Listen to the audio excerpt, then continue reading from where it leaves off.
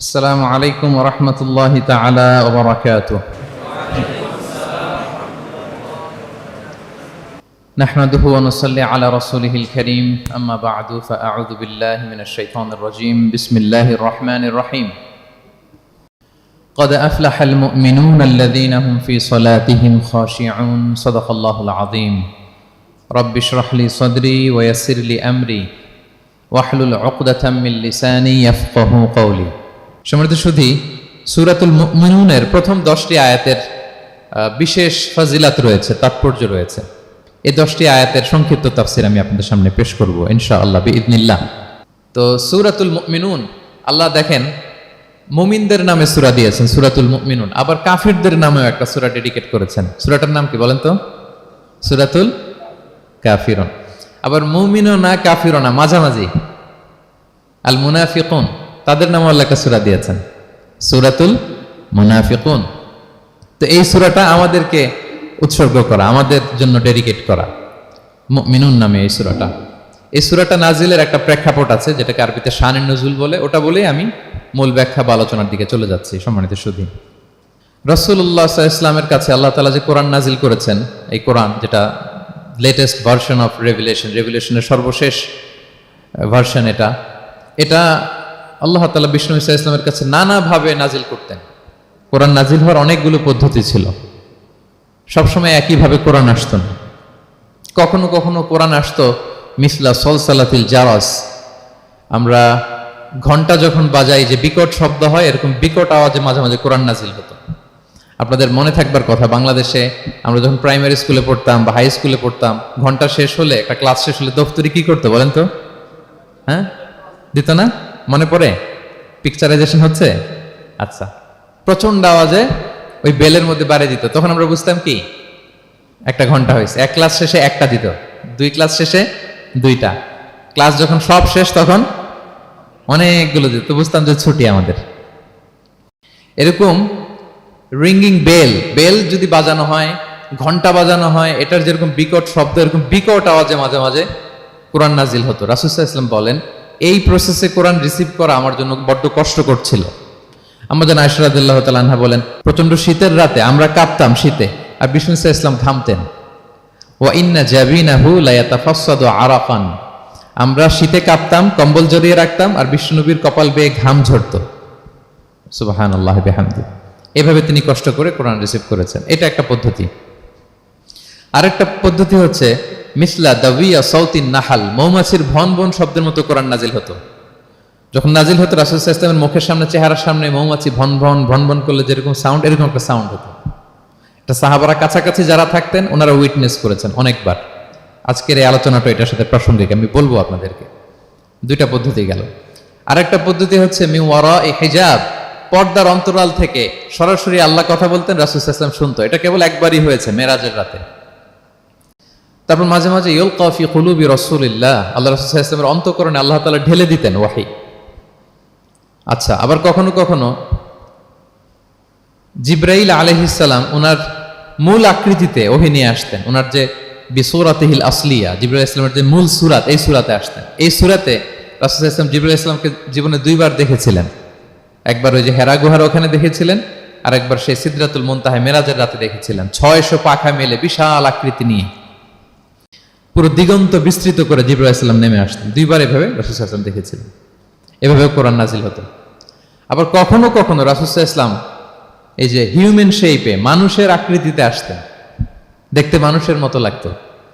মানুষের আকৃতিতে জিবরাইল আলাইহিস সালাম এসে কোরআন পৌঁছে দিয়ে যেতেন।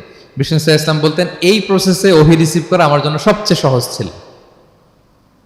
এটা তো খুব স্বাভাবিক, ন্যাচারাল, যে একজন মানুষ এসে আমার সাথে কথা বললে, মানুষ মানুষের সাথে কথা বলবে, এটা তো খুব ফ্লেক্সিবল হবে, কমফোর্টেবল হবে। বাকি পদ্ধতিগুলো রাসূল সাল্লাল্লাহু আলাইহি ওয়াসাল্লামের জন্য কঠিন ছিল। এবং এই সূরাতে যখন জিবরাইল আলাইহিস সালাম আসতেন, তখন দিহিয়াতুল কালবি আল আনসারী নামে এক সাহাবীর সূরাতে আসতেন। ওনার তওবাটা আল্লাহর কাছে খুব পছন্দ হয়েছিল। জাহিলি যুগে অনেক কন্যা সন্তানকে তিনি জীবিত প্রচিত করেছিলেন। পরে একবার এমন রিপেন্টেন্ট হলেন, অনুতপ্ত হলেন, অনুশোচনায় পড়ে আল্লাহর কাছে এমন কান্না করলেন, আর অনুশোচনার চোখের পানি আল্লাহ বড্ড পছন্দ করেন। অনুতপ্ত বান্দা যখন অনুতপ্ত হয়ে কাঁদে, তার চোখের পানি তার চোখ বেয়ে, নাক বেয়ে জমিনে ড্রপ করার আগে আল্লাহ বান্দাকে মাফ করে দেয়। তো আল্লাহর কাছে এত পছন্দ হয়েছিলেন, মানুষের সূরাতে আসলে ওনার সূরাতে এসে তিনি কোরআন দিয়ে যেতেন বিষ্ণু ইসলামকে। তো মুসনাদে আহমদ ইবনে হাম্বল একটা হাদিস এসছে, ওমরে ফারুক রাদিয়াল্লাহু তাআলা আনহু এই হাদিসটা বর্ণনা করেন। তিনি বলেন যে আমরা একবার বিষ্ণু ইসলামের পাশে বসা, হঠাৎ সামি'না দাবিয়া সাউতিন নাহাল, মৌমাছির ভনভন ভনভন শব্দ শুনতে পেলাম, কিন্তু তাকিয়ে দেখি কোনো মৌমাছি নাই। তখন বুঝলাম যে রাসূল সাল্লাল্লাহু আলাইহি ওয়াসাল্লাম ওহী রিসিভ করছেন। কি রিসিভ করছেন? ওহী রিসিভ করছেন। ঠিকই রাসূল সাল্লাল্লাহু আলাইহি ওয়াসাল্লাম কিবলামুখী হলেন, ফাস্তাকবালাল কিবলা। অনেকক্ষণ তিনি চুপ করে গম্ভীর হয়ে বসে থাকলেন, ওহী রিসিভ করলেন। এরপর সাহাবাদের দিকে তাকিয়ে উনি হেসে দিলেন, হেসে বললেন, এইমাত্র সূরাতুল মুমিনুনের প্রথম 10টা আয়াত আমার উপর নাজিল হয়েছে, এবং এই 10টা আয়াতে মুমিনদের 7টা বিশেষ বৈশিষ্ট্যের কথা বলা হয়েছে। মান আকামা হুন্না দাখালাল জান্নাহ, যেই 7টা বৈশিষ্ট্য নিজের মধ্যে ধারণ করবে সে আল্লাহর জান্নাতের ওয়ারিস হয়ে যাবে। এবং এই আয়াতগুলো বলে আল্লাহ তাআলা সবশেষে এমনটাই বলেছেন যে উলাইকা হুমুল ওয়ারিসুন আল্লাযীনা ইয়ারিসুনাল ফিরদাউসা হুম ফিহা খালিদুন, যারা এই 7টা বৈশিষ্ট্য নিজের মধ্যে ধারণ করবে তারা জান্নাতুল ফিরদাউসের ওয়ারিস হয়ে যাবে, উত্তরাধিকার হয়ে যাবে। ওয়ারিস বুঝেন তো না?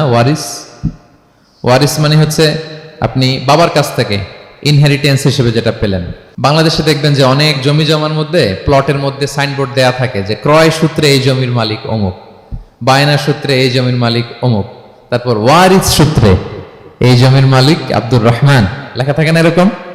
ওয়ারিস সূত্রে মানে এটা উনি কিনে নাই, এটা ওনার কার কাছ থেকে? বাবার কাছ থেকে পেয়েছেন, উত্তরাধিকার সূত্রে পেয়েছেন। তো দেখেন আল্লাহ তাআলা এই শব্দটাই, লিটারালি এই শব্দটাই ব্যবহার করেছেন যে আল্লাযীনা ইয়ারিসুনাল ফিরদাউসা হুম ফিহা খালিদুন। বিশ্বাসীরা যদি এই 7টা গুণ নিজের মধ্যে ধারণ করে তাহলে বাবার সম্পদে সন্তানের যেমনি ভাগ থাকে সে ওয়ারিস হয়, আমার এই উম্মতেরা, আল্লাহর এই বান্দারা জান্নাতুল ফিরদাউসের ওয়ারিস হয়ে যাবে। তো বলেন আমরা জান্নাতুল ফিরদাউসের ওয়ারিস হতে চাই কি চাই না? চাই, সবাই চাই। হ্যাঁ বলেন বলেন, চাই তো? ইনশাআল্লাহ ইনশাআল্লাহ, আল্লাহুম্মা জাআলনা মিনহুম। তো আমরা তাহলে শুনি আল্লাহ তাআলা কি বৈশিষ্ট্যের কথা বললেন যেগুলো ধারণ করলে আমরা জান্নাতুল ফিরদাউসের ওয়ারিস হব। আম্মাজান আয়েশা রাদিয়াল্লাহু তাআলা আনহাকে সাহাবারা জিজ্ঞেস করতেন যে আম্মাজান কাইফা কানা খুলুকু রাসূলিল্লাহ, আল্লাহ রাসূল সাল্লাল্লাহু আলাইহি ওয়াসাল্লামের আচরণ কেমন ছিল? তিনি বলতেন কানা খুলুকুহু আল কুরআন, রাসূল সাল্লাল্লাহু আলাইহি ওয়াসাল্লামের আচরণ ছিল কোরআনের মতো আচরণ। উম্মে সালামা রাদিয়াল্লাহু তাআলা আনহা, আমাদের আরেক আম্মাজান, ওনাকে জিজ্ঞেস করা হলে উনি বলতেন রাসূল সাল্লাল্লাহু আলাইহি ওয়াসাল্লাম যখন রাস্তা দিয়ে হেঁটে যেতেন কাআন্নাল কুরআনা ইয়ামশি আলাল আরদ, মনে হতো লিভিং কোরআনটা রাস্তা দিয়ে হেঁটে যাচ্ছে। তো সাহাবারা যখন আরো ইন ডিটেইল জানতে চাইলেন তখন আম্মাজান আয়েশা বললেন তোমরা সূরা মুমিনুনের প্রথম 10 আয়াত পড়ো, এই 10 আয়াতে যা যা আল্লাহ বলেছেন এটাই ছিল খুলুকু রাসূলিল্লাহ, এটাই ছিল বিশ্বনবীর আচরণ। তো আসুন আমরা দেখি রাসূল সাল্লাল্লাহু আলাইহি ওয়াসাল্লামের আচরণ কেমন ছিল এবং কোন বৈশিষ্ট্যগুলো থাকলে আল্লাহ তাআলা আমাদেরকে জান্নাত দিয়ে ধন্য করবেন। সূরাতুল মুমিনুনটা আল্লাহ তাআলা শুরু করছেন ক্বাদ আফলাহাল মুমিনুন আল্লাযীনা হুম ফি সলাতিহিম খাশিউন, অর্থাৎ সফল হয়েছে তারা, ঈমান এনেছে যারা। প্রথম আয়াতের অর্থ হচ্ছে ক্বাদ আফলাহাল মুমিনুন, বিশ্বাসীরাই সফল হয়েছে। আল্লাহ তাআলা সফলতার মানদণ্ড এখানে ফিক্স করেছেন, ক্রাইটেরিয়া ফিক্স করেছেন ঈমান, বিশ্বাস, যেটা সবচাইতে দামি। সবচাইতে দামি কি? ঈমান, সবার উপরে ঈমান। এজন্য যারা ঈমান এনেছে আল্লাহর উপর, যারা বিশ্বাস স্থাপন করেছে তারাই সফল হয়েছে। তো এই বিশ্বাসীদের কিছু গুণাবলী থাকতে হবে, কিছু ফিচার থাকতে হবে, তবেই তারা জান্নাতের ওয়ারিস হবে। সেগুলো কি আল্লাহ শুরু করছেন। আল্লাহ বললেন প্রথম বৈশিষ্ট্য হচ্ছে আল্লাযীনা হুম ফি সলাতিহিম খাশিউন। 7টা বৈশিষ্ট্যের প্রথমটা বলতেছি, যারা সফল হয়েছে বিশ্বাসীরা, ওই বিশ্বাসীরা যারা তাদের সালাতে বিনয়াবনত থাকে, বিনম্র থাকে। সালাত যখন আদায় করে তারা খুশু খুদুর সাথে সালাত আদায় করে, এটা হচ্ছে প্রথম বৈশিষ্ট্য। বিনয়ের সাথে। খুশু খুদু মানে হচ্ছে অন্তরের একাগ্রতা এবং অঙ্গ প্রত্যঙ্গের একাগ্রতা। খুব সহজে আপনার অন্তরটাও থাকবে, এখানে আল্লাহর ভয় থাকবে, একাগ্র চিত্তে আপনি আল্লাহকে স্মরণ করবেন, আবার অঙ্গ প্রত্যঙ্গগুলো ঠিক থাকবে, এগুলো নড়াচড়া করবে না। আমরা অনেকে সালাতে দাঁড়ালে খুব বেশি নড়াচড়া করি, সালাতে কিন্তু খুব বেশি মুভমেন্ট করা যায় না, এটা নিষেধ। খুব জরুরি প্রয়োজন ছাড়া মুভমেন্ট করা নিষেধ।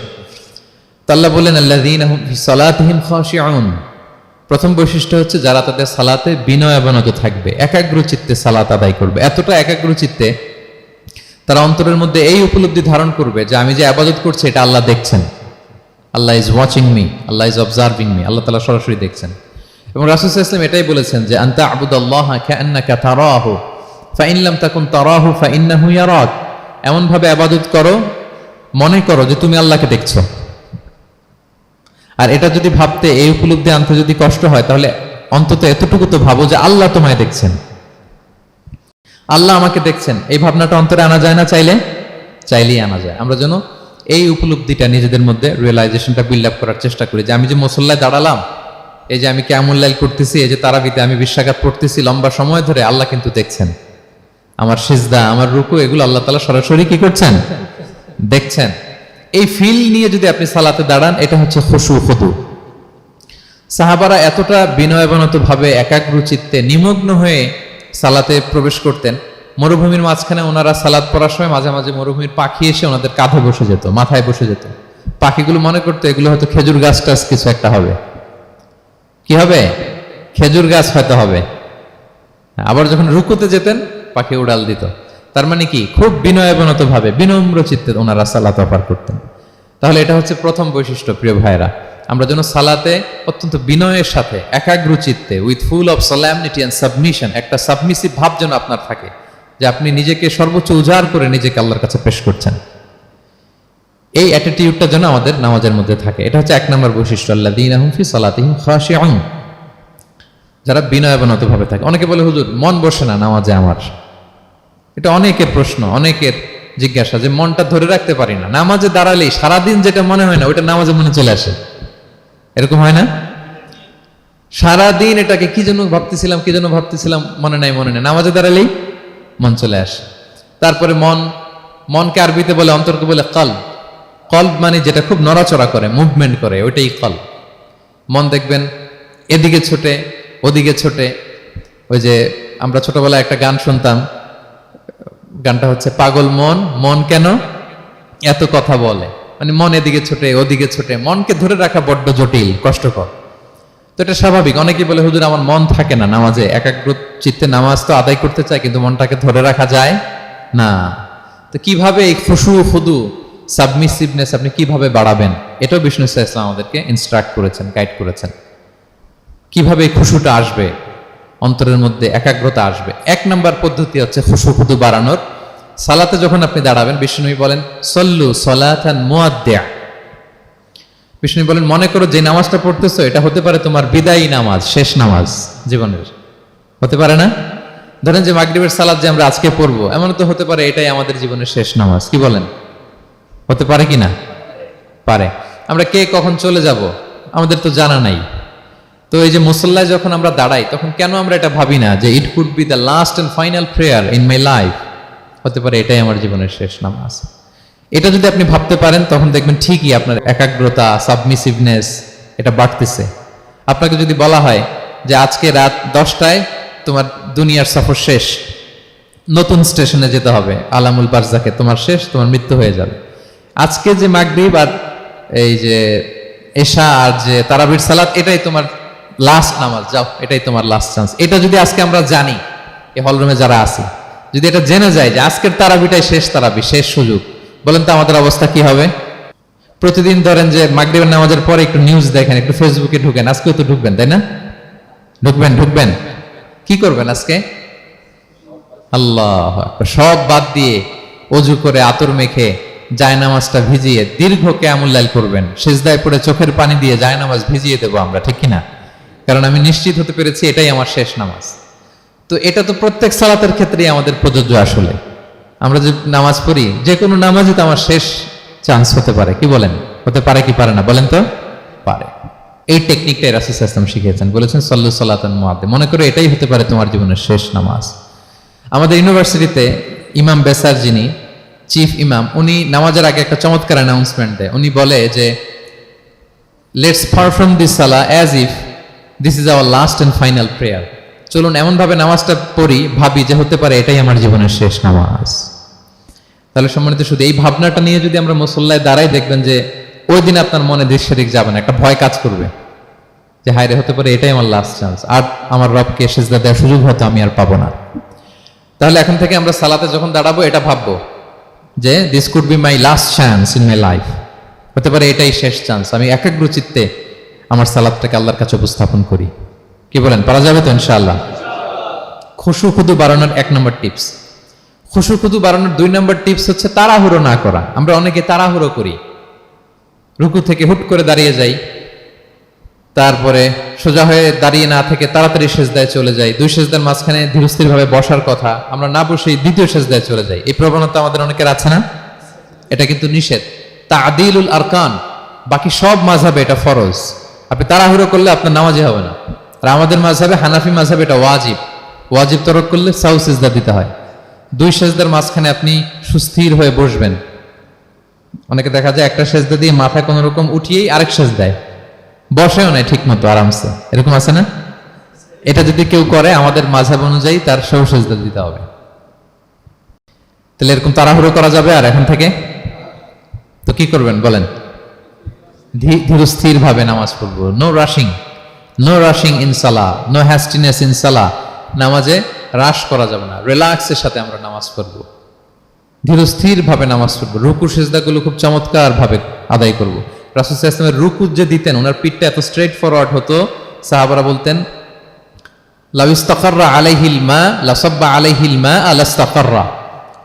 পানি ভর্তি 1 গ্লাস পানি যদি রাসূল সাল্লাল্লাহু আলাইহি ওয়াসাল্লামের রুকু দেওয়া পিঠের উপর রেখে দেওয়া হয়, পানিটাও পড়বে না, গ্লাসটাও ভাঙবে না। তার মানে এত স্ট্রেট ফরওয়ার্ড পিঠ ছিল। আবার রাসূল সাল্লাল্লাহু আলাইহি ওয়াসাল্লাম বলতেন আসওয়াউন নাসি সারিকাতান মান ইয়াসরিকু ফিস সালাহ।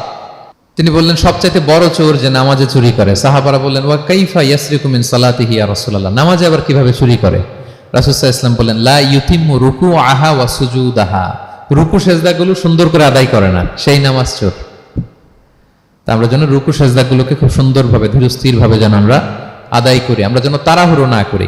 রাসূল সাল্লাল্লাহু আলাইহি ওয়াসাল্লাম একবার মসজিদে নববীতে বসা এক সাহাবী এসে নামাজ পড়ে রাসূল সাল্লাল্লাহু আলাইহি ওয়াসাল্লামকে সালাম দিলেন। রাসূল সাল্লাল্লাহু আলাইহি ওয়াসাল্লামের সালামের উত্তর দিয়ে বলেন ইরজি' ফাসাল্লি ফাইন্নাকা লাম তুসাল্লি, যাও তুমি আবার নামাজটা পড়ে আসো, তোমার নামাজ হয়নি। সাহাবী যে আবার নামাজ পড়ে আবার আসলেন, রাসূল সাল্লাল্লাহু আলাইহি ওয়াসাল্লাম আবার বললেন সাল্লি ফাইন্নাকা লাম তুসাল্লি, নামাজ পড়ে আসো, হয় নাই। আবার গেলেন, আসলেন, আবার বললেন তুমি নামাজটা পড়ে আসো, হয় না। এবার তো বেচারা কেঁদে দিয়ে বলে ইয়া রাসূলুল্লাহ লা উহসিনু মিন যালিক, এর চেয়ে ভালো পারি না আমি, আপনি আমাকে শিখিয়ে দেন। রাসূল সাল্লাল্লাহু আলাইহি ওয়াসাল্লাম তখন বললেন যখন নামাজে দাঁড়াবা, ফাতিহা পড়বা আর একটা সূরা মেলাবা, ধীরস্থির ভাবে দাঁড়াবা। যখন রুকুতে যাবা হাত্তা তাতমাইন্না রাকিআন, ধীরস্থির ভাবে রুকু করবা। তুমি তাড়াহুড়ো করেছো, রুকু থেকে যখন সোজা হয়ে দাঁড়াবা ধীরস্থির ভাবে দাঁড়াবা, নাকি তাড়াহুড়ো করবেন? ধীরস্থির ভাবে দাঁড়াবেন, কয়েক সেকেন্ড দাঁড়াবেন, তাসবিহ পড়বেন, এরপরে সিজদায় যাবেন। যখন সিজদায় যাবা হাত্তা তাতমাইন্না সাজিদান, রিল্যাক্স। সালাতের মধ্যে কিভাবে থাকতে হবে? উইথ রিল্যাক্সেশন, রিল্যাক্সের সাথে তুমি সিজদা দিবা। 2 সিজদার মাঝখানে বসে আবার রিল্যাক্স, আবার তুমি ধীরস্থির ভাবে বসবা। এইভাবে পুরো সালাতটা প্রত্যেকটা রাকাত তুমি এভাবে আদায় করবে। তার মানে সালাতে তাড়াহুড়ো করতে বিষ্ণু ইসলাম নিষেধ করেছেন। এমনকি অনেক সময় আমরা রুকু পাবো না বলে দৌড়ে যে সালাতে অংশগ্রহণ করি, এটাও নিষেধ করেছেন। আমরা অনেক সময় এরকম করি না? মাগরিবের নামাজে রুজু করতেছি, ইমাম সাহেব ওয়াদ-দুহা ওয়াল-লাইলি ইযা সাজা, এই সূরাটা তো মুখস্থ, তো টের পাচ্ছি যে আমি এখন মুখ ধুইতেছি আর সূরা দোহা তো শেষ হয়ে যাবে, কোন রকম ওযু করে দৌড়ে যে অংশগ্রহণ করে যাতে রাকাতটা পায়, এটা নিষেধ করেছেন বিষ্ণু ইসলাম। এটা করবেন না। আপনি ধীরস্থির ভাবে ওযু করবেন, ধীরস্থির ভাবে যাবেন, তাড়াহুড়ো করবেন না। আপনি কার সামনে যাচ্ছেন? মালিকুল আমলাক, রাজা ধীরাজ, আরশের অধিপতি। আপনি তাড়াহুড়ো করে গেলে তো আপনি হাঁপাতে হাঁপাতে অস্থির হয়ে যাবেন, ব্রেথ ইন ব্রেথ আউট করতে করতে। ধীরস্থির ভাবে যাবেন, অংশগ্রহণ করবেন। রাসূল সাল্লাল্লাহু আলাইহি ওয়াসাল্লাম বলেন ইদা উকিমাতিস সালাতু ফালা তা'তুহা তাসআউন, নামাজ শুরু হয়ে গেলে দৌড়ে দৌড়ে যে অংশগ্রহণ করবে না। আলাইকুম বিসাকিনা, ধীরস্থির ভাবে যে অংশগ্রহণ করবে। ফামা আদরাকতুম ফাসাল্লু, ধীরস্থির ভাবে যে যতটুকু পাও অতটুকুই পড়ো। ওমা ফাতাকুম ফাআতিমু, যেটা ছুটে যায় নিজে পরে দাঁড়িয়ে আদায় করে নাও। সুবহানাল্লাহি ওয়া বিহামদিহি, কত সহজ করে দিয়েছেন। তাহলে সালাতে তাড়াহুড়ো করা যাবে? প্রিয় ভাইরা বলেন তো, তাড়াহুড়ো করা যাবে আর আজকে থেকে? না, আমরা তাড়াহুড়ো করবো না, আমরা ধীরস্থির ভাবে যে সালাতে অংশগ্রহণ করবো, তাহলে আপনার খুশু খুদু বাড়বে। 2টা টিপস গেল। 3 নাম্বার হচ্ছে জামাতে সালাত আদায় করতে হবে, তাহলে আপনার একাগ্রতা বাড়বে। সলাতুল জামাআতি তাফদুলু সলাতাল ফাযি বি27 দারাজা, একাকী নামাজ পড়লে যে সওয়াব, জামাতে পড়লে 27 গুণ বেশি সওয়াব। জামাতে পড়বেন। রাসূল সাল্লাল্লাহু আলাইহি ওয়াসাল্লাম সবসময় জামাতে সালাত পড়তেন। ইন্তেকালের আগেও এই সালাতের ব্যাপারে তিনি আমাদেরকে ওসিয়ত করেছেন, বলেছেন আসসালাতু আসসালাত ওয়া মা মালাকাত আইমানুকুম। ইন্তেকালের আগ মুহূর্ত এখনই রুহু কবজ হবে। এর আগে উনি কি বলেছেন? সালাত, উম্মতেরা সালাত, নামাজ, নামাজ যেন নষ্ট না হয়। উমর ফারুক রাদিয়াল্লাহু তাআলা আনহুর সময়ে একজন অগ্নি উপাসক ছিল, তার নাম আবু লুলু আল মাজুসি। উনি মুগীরা ইবনে শুবা রাদিয়াল্লাহু তাআলা আনহু নামে এক সাহাবীর দাস ছিলেন, মুকাতাব দাস। কন্ট্রাক্ট ছিল যে এত টাকা দিলে তাকে আজাদ করা হবে। তো এই অগ্নি উপাসক মাজুসি এসে ওমর ফারুককে বলে, খলিফাতুল মুসলিমিন, আমার মালিক সাহাবী মুগীরা আমার কাছে প্রতিদিন অনেক টাকা চার্জ করে। উনি বললেন, তাই নাকি? কত চার্জ করে? বলে যে এত চার্জ করে। তো বলতেছে, আচ্ছা তুমি তাহলে কি কাজ করো, কি কাজ জানো? বলে যে আমি খঞ্জর বানাতে জানি, ছুরি, ছোট ছুরি আর কি। বলতেছে, ওরে আল্লাহ, যারা খঞ্জর বানাতে জানে তারা তো অনেক টাকা মেক করে, সেই হিসাবে তো মুগীরা বেশি চার্জ করে না, অল্পই চার্জ করছে। সে ইনসাফপূর্ণ চার্জই করেছে। কিন্তু এই আবু লুলু আল মাজুসির এই কথাটা পছন্দ হয় না, সে রাগান্বিত হয়ে গেল, হয়ে বলে, ওমর, সবার ক্ষেত্রে তুমি নরম আর আমাকে তুমি কঠিন নিয়ম শেখাও না, দাঁড়াও তোমাকে আমি দেখাচ্ছি। মনে মনে বলতেছে এটা। রেগে মেগে সে বাড়িতে এসে আজকে একটা খঞ্জর বানাইছে, দুই মুখ খঞ্জর, ওয়া মাকবাদাতুহু ফি ওয়াসাতি, এটার হ্যান্ডেলটা মিডলে, এদিকেও মাথা এদিকেও মাথা, এটার ধার করে প্রতিদিন বিষ মাখায় এটাতে। আর মনে মনে বলে, ওমর দাঁড়াও তোমাকে আজকে আমি দেখাবো। তো ওমর ফারুককে আল্লাহ তাআলা স্বপ্নে দেখিয়েছেন যে একটা লাল মোরগ ওনাকে 3টা ঠোকর মেরেছে। উনি সাহাবাদের কাছে বলেছেন যে আমি স্বপ্নে দেখেছি একটা লাল মোরগ আমাকে 3টা ঠোকর মেরেছে। তো সে খঞ্জরকে ধার দিয়ে একদিন ফজরের নামাজে, ওয়াকানু ইউসাল্লুনা বিগালাস, ওনারা খুব অন্ধকার থাকতে ফজরের নামাজ পড়তো।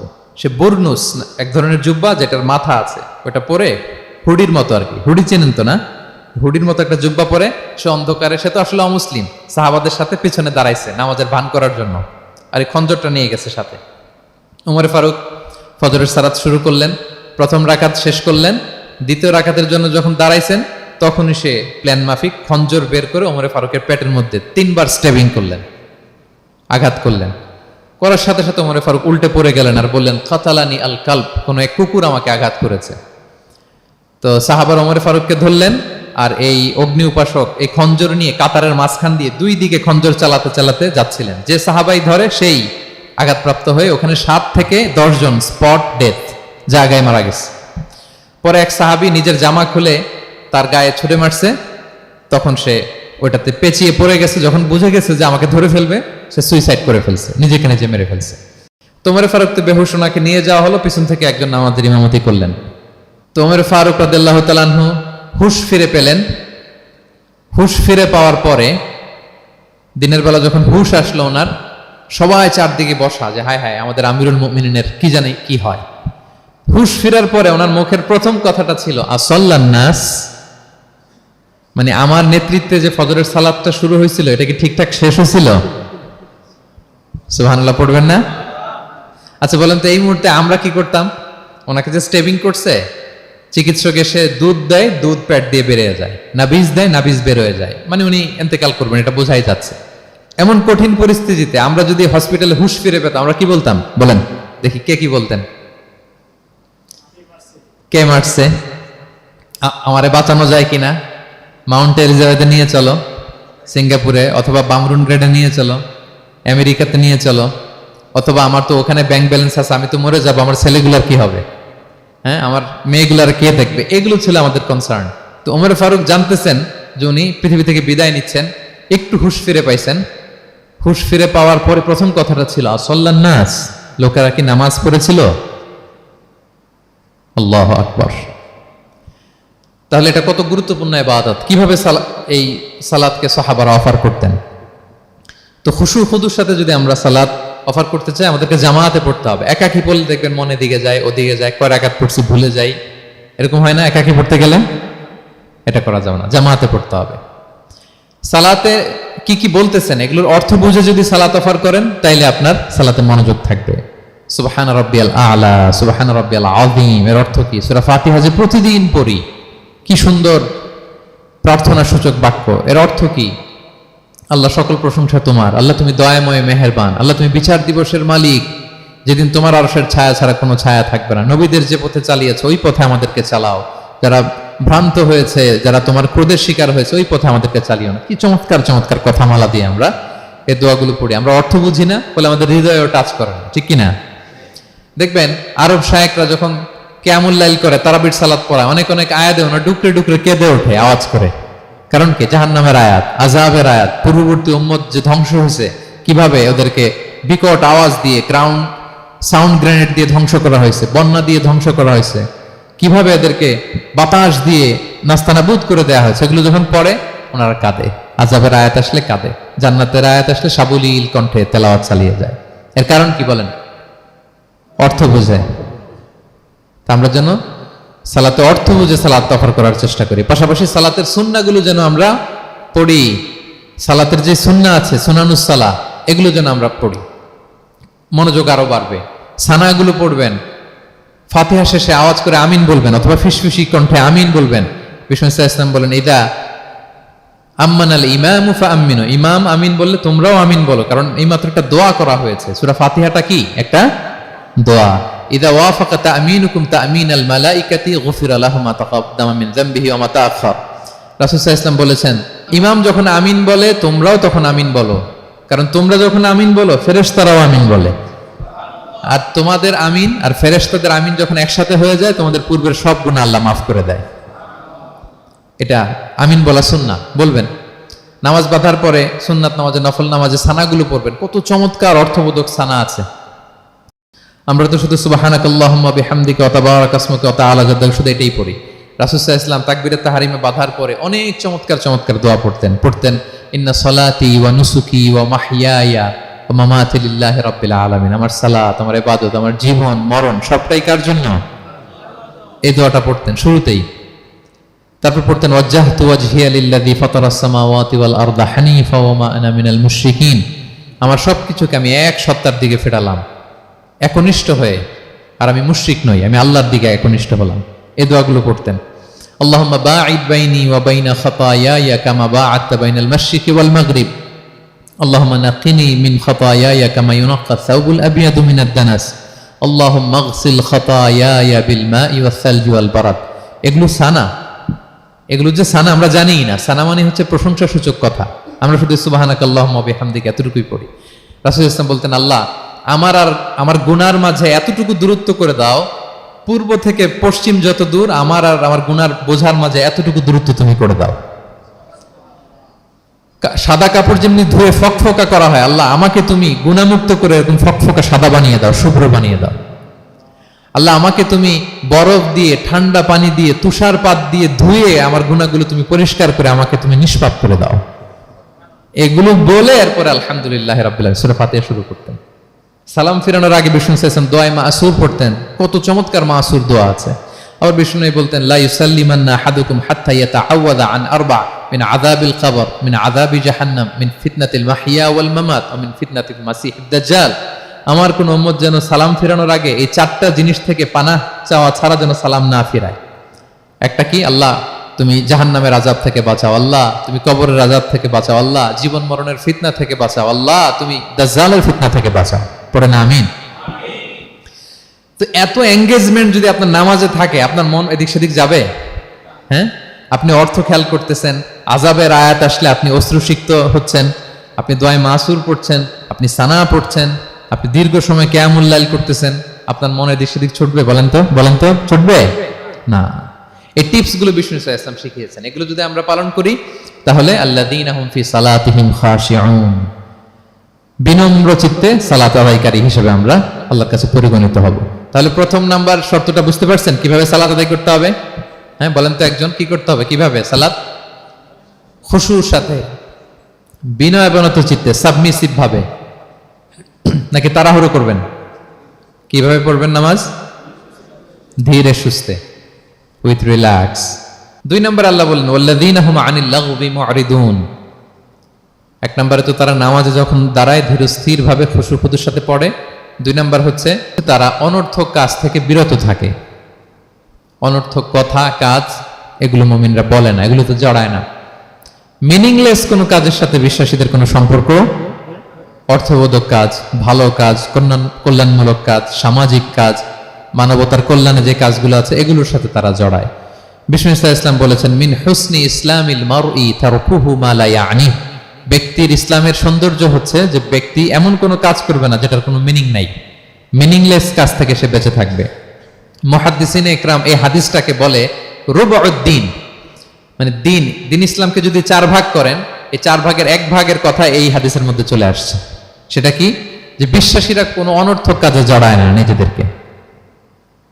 অনর্থক কাজ, কথাবার্তা, অপ্রয়োজনীয় আড্ডা, অপ্রয়োজনীয় খুশগল্প, অন্যকে নিয়ে সমালোচনা, অন্যের গীবত, শেকায়াত, ওর এই সমস্যা, ওর এই সমস্যা, চায়ের আড্ডাতে আমরা এরকম সমালোচনার ঝড় তুলি, ঠিক কিনা বলেন? ঠিক কিনা?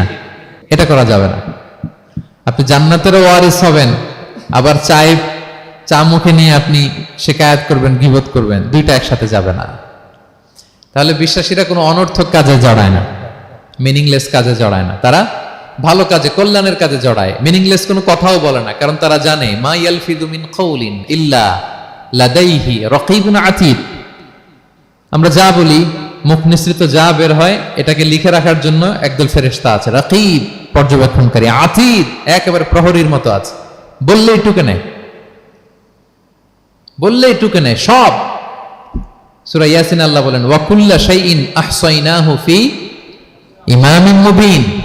আমি ইমামুম মুবিন নামক এক দালিলিক রেজিস্ট্রি খাতায় সব কিছু তুলে রাখছি, সব পাই টু পাই আপনি পাবেন। আপনি অবাক হবেন, মালি হাযাল কিতাবি লা ইউগাদিরু সাগীরাতান ওয়ালা কাবীরাতান ইল্লা আহসাহা। এটা কেমন আমলনামা, ছোট্ট ভালো কাজ করেছে ওইটাও আছে, ছোট্ট খারাপ করেছে ওইটাও আছে। অবাক হবেন আপনি, সব আল্লাহ তাআলা সেখানে তুলে রাখবেন।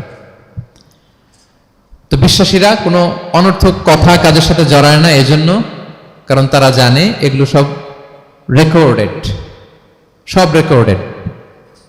আপনার কোনো কাজ যদি রেকর্ড করা হয় এবং বলা হয় যে এটা গণমানুষের কাছে উপস্থাপন করা হবে, আপনি কি করবেন তখন বলেন তো? খুব সতর্ক হয়ে চলবেন, সতর্ক হয়ে বলবেন। হ্যাঁ, এই যে আমরা যে এই ক্যামেরা থাকলে যেভাবে কথা বলি, সবসময় কি এইভাবে বলি না? আমরা যখন নিজেদের ঘরোয়া আড্ডায় বসে আমরা কত কথা বলে ফেলি, ইনফরমাল অনেক কথা বলি, যেগুলো ক্যামেরা থাকলে বলি না, কারণ এটা ফরমাল, এটা কোটি মানুষের কাছে যাবে, সবাই শুনবে, সবাই জানবে, এজন্য আমরা সাবধান হয়ে কথা বলি। কি বলেন? তো এই যে এই ক্যামেরা কিন্তু অদৃশ্য ক্যামেরা চারদিকে আমাদের, ইমামুম মুবিন নামক অদৃশ্য ক্যামেরা দিয়ে সব রেকর্ড করা হচ্ছে। রেকর্ড করে দিচ্ছেন কে? পাই টু পাই হিসাব চাওয়া হবে। আল্লাহর সুপ্রিম কোর্টের কাঠগড়ায় সব হিসাব চাইবেন আল্লাহ তাআলা, আপনি যে দেখবেন। তো বিশ্বাসীরা এই সেন্সটা মাথায় রাখে, সব যেহেতু রেকর্ডেড, যা মনে চায় মুখ দিয়ে বলা যাবে, যা মনে চায় করা যাবে না। এজন্য অহেতুক কথাবার্তা, অহেতুক সমালোচনা, অহেতুক গসিপিং, অহেতুক কমেন্টস এগুলো করব না। এখন সোশ্যাল মিডিয়ার যুগে দেখবেন যে কমেন্টসের বন্যা বয়ে যায়, যার যেটা মনে চায়, কারণ ধরার কেউ নাই, দেখার কেউ নাই, বলার কেউ নাই, যা মনে চায় লিখতে থাকে। হ্যাঁ, বিশাল একজন বড় মাপের লোক, তার ওখানে যে লিখতেছে যা মনে চায়, গালি গালাজ, ওনাকে অ্যাডভাইস দেওয়া, নাসিহাত দেওয়া ইচ্ছে মতো। বিশ্বাসীরা এটা করে না, তারা অনর্থক কোনো কাজে জড়ায় না, এবং কেউ জড়াতে চাইলেও তাকে স্পেস দেয় না। একদল আছে দেখবেন যে আপনি আজে বাজে কাজে জড়ান না, এটা আবার অনেকের ভালো লাগে না। তো তারা এসে আপনাকে জড়াতে চাবে, তর্ক করবে, আপনার সাথে ডিবেট করবে, পায়ে পাড়া দিয়ে ঝগড়া করবে, এরকম আছে না নাই? আপনার কমেন্ট বক্সে এসে দেখবেন যে গালি দিবে, হ্যাঁ, ট্যাগিং করবে, পোক করবে, মানে আপনাকে অস্থির বানাতে চাইবে। আপনি কি করবেন? আপনিও আরেকটা গালি দিয়ে দিবেন কমেন্টসে, আপনারও তো স্বাধীনতা আছে নাকি? আপনিও দিবেন গালি, কি করবেন? সালাম দিবেন। কি দিবেন? ওয়া ইযা খাতাবাহুমুল জাহিলুনা ক্বালু সালামা। সূরা ফুরকানে আল্লাহ বলেছেন যে মূর্খরা যখন অনর্থক তর্ক করতে আসতে চায়, বিশ্বাসীরা তাদের সাথে ওই ফাঁদে তারা পা দেয় না, তারা কি করে? সালাম দিয়ে কেটে পড়ে। তাহলে পায়ে পাড়া দিয়ে যদি কেউ এখন থেকে ঝগড়া করতে চায় আমাদের সাথে, আমরা কি করব? সালাম দিয়ে ওখান থেকে কেটে পড়ব। তাহলে বিশ্বাসীদের 2 নম্বর বৈশিষ্ট্য, ওয়াল্লাযীনা হুম আনিল লাগবি মুরিদুন, বিশ্বাসীরা অনর্থক কাজে জড়ায় না। 3 নম্বর হচ্ছে ওয়াল্লাযীনা হুম লিযাকাতি ফাইলুন, বিশ্বাসীরা তাদেরকে যদি আল্লাহ তাআলা ধন সম্পদ দিয়ে সমৃদ্ধশালী করে, তারা যাকাত দেয়। কি দেয়? আপনারা যাকাত দেন তো নাকি? দেখে তো মনে হচ্ছে সবাই ব্যবসায়ী, হ্যাঁ, চেহারা দেখে মনে হচ্ছে মাশাআল্লাহ অনেক সম্পদের মালিক। যাকাত দিতে হবে। আমরা যে যাকাত দেই, এটাকে আমরা করুণা করি? বলেন তো না। যাকাত হচ্ছে গরিবের হক। ওয়াফি আমওয়ালিহিম হাক্কুন লিসাইলি ওয়াল মাহরুম, আল্লাহ বলে ধনীদের সম্পদে গরিবদের অধিকার আছে। তা আপনি যখন কারো অধিকার দিলেন, আপনি কি তার প্রতি করুণা করলেন? হ্যাঁ, অধিকার কি করুণা? বলেন তো না, আপনার সম্পদে গরিবের অধিকার। আপনি করুণা করেন নাই, বরং আপনার থেকে জাকাত নিয়ে ওই গরিব আপনাকে করুণা করে গেছে। কারণ জাকাত নেয়া তার জন্য আবশ্যক না, আপনার দেয়া আবশ্যক। ও যদি বলে আমি জাকাত নিব না, তো আপনি কারে দিবেন? ও জাকাত গ্রহণ করে আপনাকে বাঁচালো। তাহলে credit goes to them, thanks goes to them. Islam চায় এই যে অর্থনৈতিক তারল্য, এটা সমাজে সবার কাছে থাক। এক পাশে গাছতলা, আরেক পাশে পাঁচতলা, এরকম বিভাজন ইসলাম চায় না।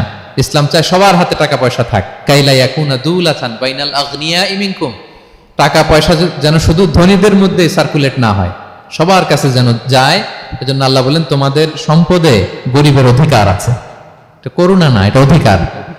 আর যদি এই ফরজ ইবাদত আপনি আদায় না করেন, আল্লাহ বলেন কঠিন শাস্তি তোমাদের জন্য অপেক্ষা করছে। আল্লাযীনা ইয়াকনিজুনা আয-যাহাবা ওয়াল ফিদ্দাতা ওয়া লা ইউনফিকুনহা ফি সাবিলিল্লাহ ফাবাশশিরহুম বিআযাবিন আলীম।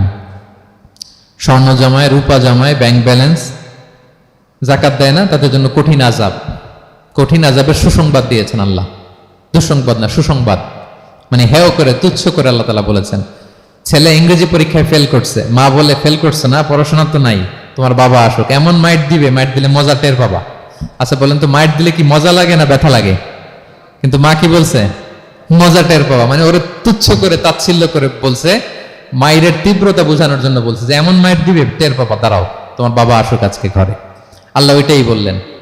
এই সম্পদগুলোকে লোহার খুন্তি বানিয়ে জাহান্নামের আগুনে পোড়ানো হবে। 3 জায়গায় সাকা দেওয়া হবে।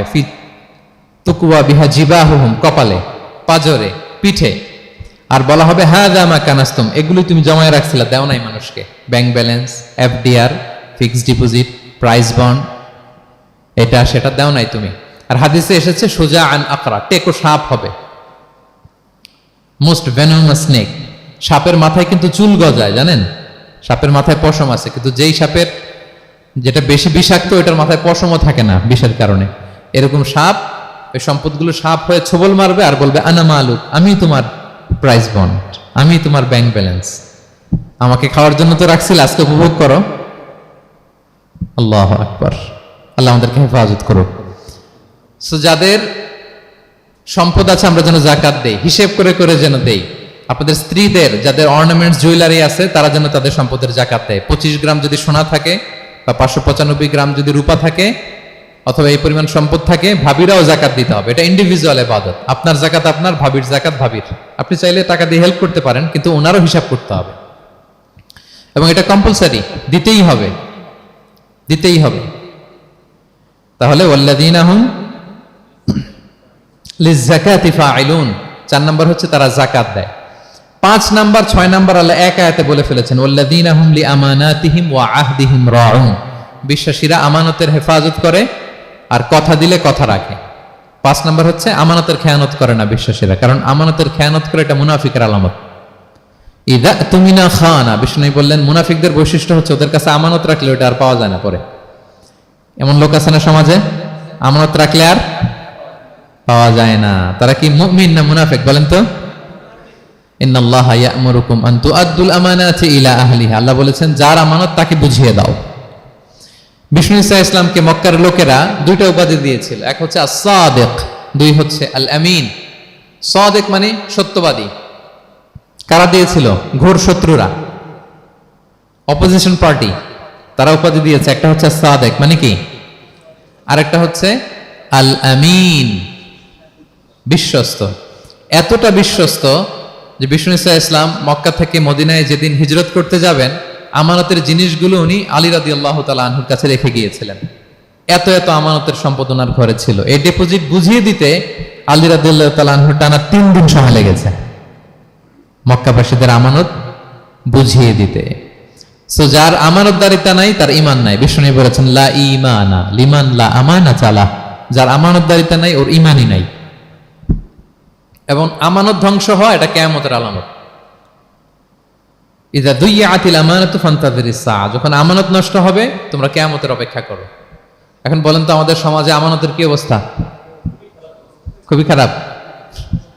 আল্লাহু আকবার। আমানতটা কিন্তু এই যে এই ভাই আমাকে 2000 রিঙ্গিট রেখে বলছে আগামী মাসে এটা আমি নিব, একটু রাখেন, শুধু এটাই আমানত না। আল্লাহ আপনাকে যে পুরো সম্পদ দিয়েছেন এটা আমানত। আপনার ব্যবসা প্রতিষ্ঠান এটা আল্লাহর দেয়া আপনার কাছে আমানত। আপনার ছেলে আছে, মেয়ে আছে, স্ত্রী, তারা আল্লাহর দেয়া আমানত আপনার কাছে। আপনার নেম, আপনার ফেম, আপনার পাওয়ার, আপনার নলেজ, এগুলো আল্লাহর দেয়া আমানত। আপনি দেশের প্রধানমন্ত্রী, পুরো দেশটা আপনার কাছে আমানত, ঠিক কিনা? এই আমানতের ব্যাপারে জিজ্ঞেস করা হবে। বিশ্বাসীদের বৈশিষ্ট্য, তারা আমানতকে হেফাজত করে, আমানত রক্ষা করে, আমানতের খেয়ানত তারা কোশ্চিন কালেও করে না। 6 নম্বর হচ্ছে ওয়া আহদিহিম রাউন, বিশ্বাসীরা কথা দিলে কথা রাখে,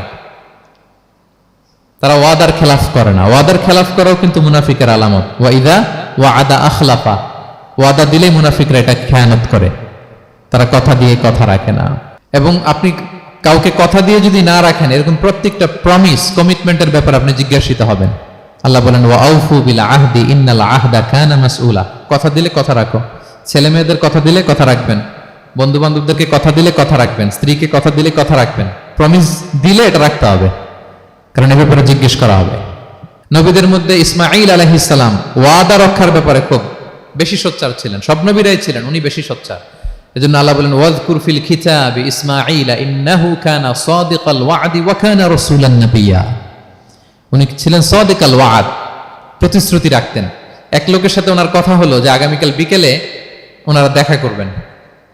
ইসমাঈল সাল্লাম বিকেলবেলা আগামীকাল যে এক গাছের নিচে কমিটমেন্ট ছিল, যে অপেক্ষা করলেন, কিন্তু ওই লোক আসে নাই, ভুলে গেছে। ইসমাঈল সাল্লাম ভাবলেন আজকে ভুলে গেছে, মনে হয় আগামীকাল আসবে, আগামীকাল আমি যাব। এরপরের দিন আল্লাহ নবী ইসমাইল যে ওই লোকের জন্য ওখানে হাজির, কিন্তু ওই লোক ওই দিনও আসে নাই। ইসমাইল সাল্লাম বললেন মনে হয় এরপরের দিন আসবে। ইসমাইল সাল্লাম এরপরের দিনও যায় হাজির। এভাবে একদিন দুই দিন না, টানা 30 দিন উনি আসরের পরে ওই গাছের নিচে ওই লোকের জন্য অপেক্ষা করেছেন।